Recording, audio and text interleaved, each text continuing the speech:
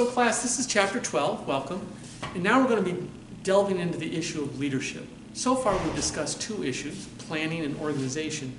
But if you plan and organize, it won't succeed unless there's somebody in charge of it who's the leader. And that's going to be you someday. So let's look at the qualities of a leader.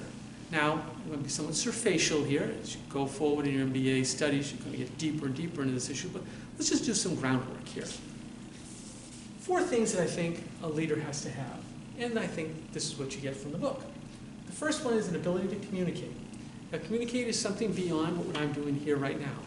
Recording a video that will be posted on YouTube for you to watch, or a commercial. No, a leader needs to be able to think critically.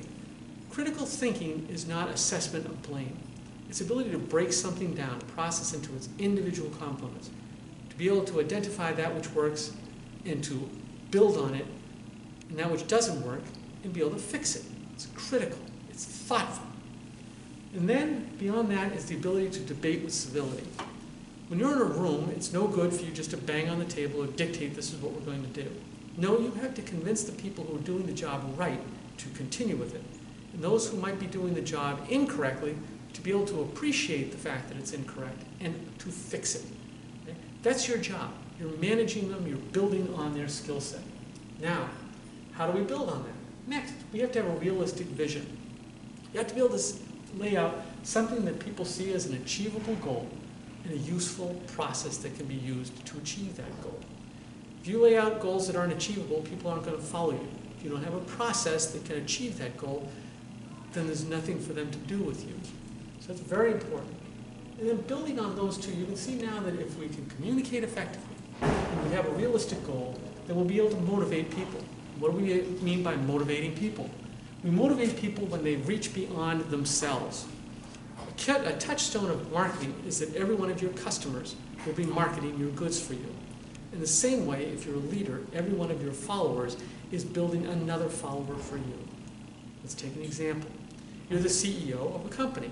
You sit in the room and you're with your vice presidents. Their job is to go out, to talk to the directors of the company, the line managers, to get them to follow the idea that's laid out in the meeting that you have with the vice presidents.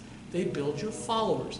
And then those managers have to go to the workers and convince the workers that your idea is good. So very much, you must motivate people by reaching beyond the group that is immediately around you, to build and coalesce that group, to move forward with you. Finally, a leader has to be authentic. What do we mean by authentic? We don't necessarily mean truthful. That's a given, that you have to be truthful. But you have to be philosophically consistent. And what do we mean by that? I would submit to you it means the following. You have to submit ideas that are consistent throughout the process. You can't say do this and go over here and do that. You can't say we should do X and actually in your own world do Y. You can see how that just over the last few weeks in terms of the middle of political season, how it comes into conflict and people seize on it when they say, well, you know, you're saying X but you're doing Y. A philosophically consistent leader says to do X and does X. That's very important. And as we read the book, you'll notice that there are people such as Drucker, is a big advocate of this, who say that the leader has to lay out a plan and then he has to follow the plan. He has to believe in the plan, execute the plan, not say do this while I'm doing something else in the back room. So, 4 very important concepts, and I would submit to you they're foundational, just like this course. You build on one on top of the other. You have to be able to communicate. It has to be a realistic vision that you communicate. And then having communicated it, motivate the people. And then when those people look back at you, they have to believe that you as a leader are philosophically consistent and authentic.